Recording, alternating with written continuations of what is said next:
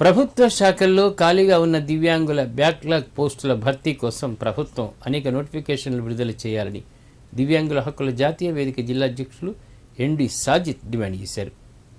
సిద్దిపేట జిల్లా దుబ్బాకలో మీడియాతో మాట్లాడిన ఆయన రాష్ట్ర ప్రభుత్వం దివ్యాంగుల సంక్షేమానికి 5% నిధులు బడ్జెట్లో కేటాయించకపోవడం అన్యాయమన్నారు.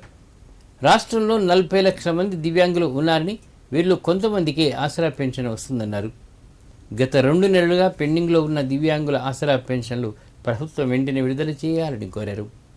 అలాగే ఉపాధి హామీ పథకంలో వికలాంగులందరికీ జాబ్ కార్డు ఇవ్వాలని ఆయన డిమాండ్ చేశారు.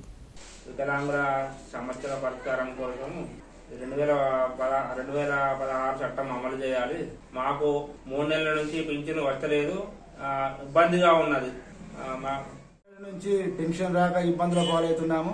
పెన్షన్ పైనే ఆధారపడి ఉండగా మరియు కొత్తగా వచ్చిన ప్రభుత్వం 6,000 పెంచుతానని అన్నది. దాన్ని కూడా అమలు చేసి ఈ నెల నుంచే వేయాలని కోరుతున్నాం.